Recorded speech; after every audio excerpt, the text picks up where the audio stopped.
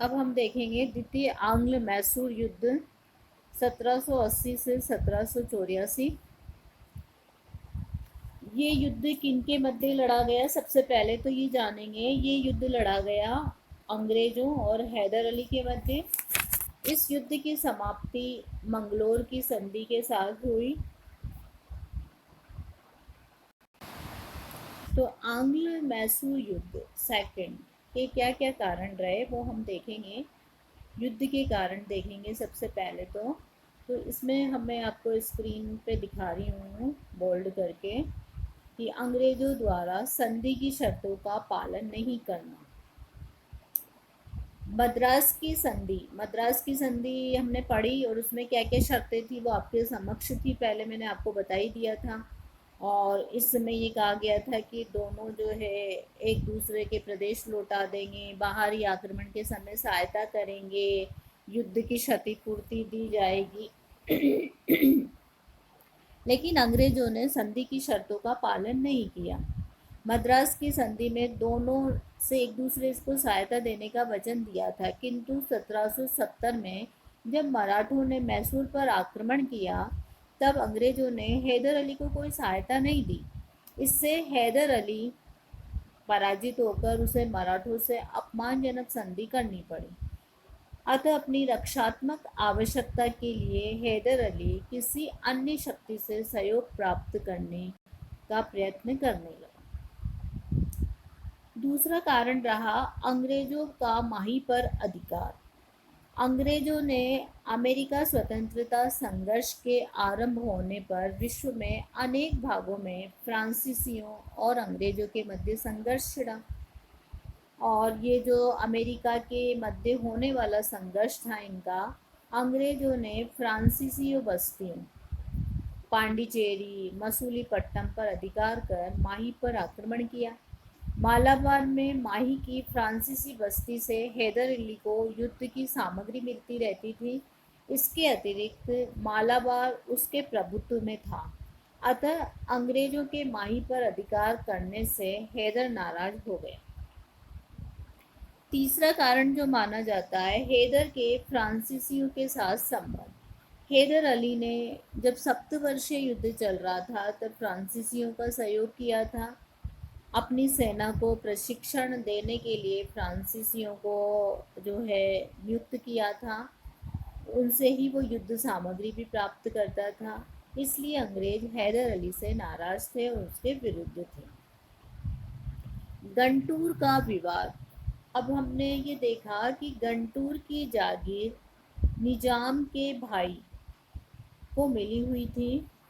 निजाम के भाई का नाम था बसालत जंग। इसके फ्रांसीसियों से बहुत अच्छे संबंध होने के कारण अंग्रेजों ने गंटूर की सुरक्षा की जिम्मेदारी स्वयं ले ली तथा हैदर अली गंटूर पर अधिकार करना चाहता था। उसने वहां एक सेना भेजी। इस पर उसकी रक्षा के लिए अंग्रेजों ने एक सेना भेजी। इसका मार्ग हैदर अली व निजाम के प्रदेशों में से होकर निकलता था। हैदर अली की अनुमति के बिना उसके प्रदेशों से सैनिक भेजने के कारण हैदर अली अंग्रेजों से नाराज हो गए। फिर अगला कारण माना जाता है हैदर अली द्वारा त्रिगुट का निर्माण। इस समय निजाम अंग्रेजों से असंतुष्ट था। अंग्रेजों ने उसकी अनुमति के बिना गंटूर पर अधिकार किया था और बाद में उसके प्रदेशों में सेना भी भेजी थी। अतः वो हैदर अली से मिल गया। 1780 में मराठों व अंग्रेजों से युद्ध चल रहा था। नाना फडणवीस ने अंग्रेजों के विरुद्ध हैदर अली की सहायता प्राप्त करने के लिए एक समझौता भी किया था। तीनों शक्तियों ने मिलकर ये निश्चय किया कि वे संयुक्त रूप से अंग्रेजों का मुकाबला करेंगे। मराठे बरार और मध्य भारत से, निजाम उत्तरी भारत से, हैदर अली मद्रास व उसके आसपास के प्रदेशों पर आक्रमण करेंगे। अब हम देखेंगे कि जो हमने ये तो देख ही लिया द्वितीय आंग्ल मैसूर युद्ध के क्या क्या कारण रहे। अब इस युद्ध में जो है अंग्रेजों की ओर से वॉरेन हेस्टिंग ने सर आयरकूट के सेनापतित्व में एक विशाल सेना मद्रास भेजी। और यहाँ हमें ये ध्यान रखना है कि जो इस समय जब अर्काट के निकट युद्ध की तैयारियां चल रही थी, 1782 में हैदर अली की मृत्यु हो गई। उसके बाद टीपू ने युद्ध जारी रखा और टीपू ने जो है बैदनूर जीत लिया था। इसी बीच यूरोप में अंग्रेज और फ्रांसीसियों के बीच संधि हो गई थी। फ्रांसीसियों ने टीपू को सहायता देना बंद कर दिया था और जो अंग्रेज सेनापति था कर्नल फुलटन, वो श्रीरंगपट्टम की ओर बढ़ा था, लेकिन मद्रास सरकार ने साधनों की कमी के कारण उसे वापस बुला लिया। इस समय तक टीपू भी युद्ध से तंग आ चुका था और दोनों के मध्य जो संधि हुई वो मंगलोर की संधि कहलाई। अब ये जो मंगलोर की संधि थी ये 17 मार्च 1884 को संपन्न हुई और इस संधि में ये कहा गया कि दोनों पक्षों ने विजित प्रदेशों को लौटा दिए, दोनों पक्षों ने एक दूसरे के युद्धबंदी लौटा दिए, दोनों ने मैसूर में व्यापार का एकाधिकार प्राप्त करना चाहा अंग्रेजों ने, पर टीपू ने उसे मांग को अस्वीकार कर दिया।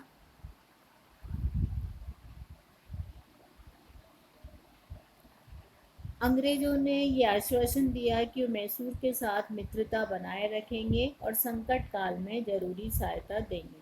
इस तरह से ये मैसूर की जो है मंगलोर की संधि संपन्न हुई। मंगलोर की संधि के साथ ही द्वितीय आंग्ल मैसूर युद्ध समाप्त हुआ। बच्चों हम देखेंगे हैदर अली का मूल्यांकन, क्योंकि 1782 में हैदर अली की युद्ध के दौरान ही मृत्यु हो गई थी। तो जो हैदर अली था वो आधुनिक भारत के इतिहास में प्रमुख शासकों में महत्वपूर्ण स्थान रखता है। वो एक साधारण सैनिक की स्थिति से उठकर मैसूर का सेनापति और अंत में वहाँ का शासक बना। वह अशिक्षित होते हुए भी उच्च कोटि का कूटनीतिज्ञ था। वो ऐसी किसी भी शक्ति से मैत्री करने को तैयार था जो उसे युद्ध सामग्री उपलब्ध करा सके।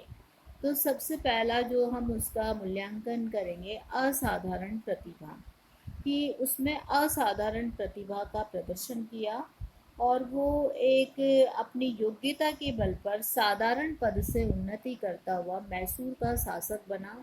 ये मैसूर का शासक बनना एक साधारण पद के द्वारा, तो उसकी असाधारण प्रतिभा का ही परिचायक है। दूसरा हम देखेंगे परिस्थितियों का लाभ उठाने की क्षमता। पानीपत के युद्ध में पराजय से मराठों को आघात लगा था, अतः कुछ समय के लिए वो दक्षिण में अपना प्रभाव जमाने की क्षमता नहीं रखते थे। निजाम कमजोर था, अंग्रेज और फ्रांसीसियों में पारस्परिक मतभेद थे, मैसूर में नंदराज और राजमाता के बीच सत्ता का संघर्ष चल रहा था। इन परिस्थितियों का लाभ उठाकर हैदर अली ने सत्ता को हथियाने का प्रयास किया और जिसमें वो सफल रहा। फ्रांसीसियों और अंग्रेजों की सैनिक श्रेष्ठता से प्रभावित होना। हैदर अली ये जानता था कि यूरोपियों की सैन्य व्यवस्था और हथियार भारतीयों से बेहतर हैं, अतः उसने डिडूगल के फौजदार के पद पर कार्य करते समय फ्रांसीसियों को अपने सैनिकों के प्रशिक्षण के लिए नियुक्त किया। शस्त्र और तोपें बनाने के कारखाने भी खोले।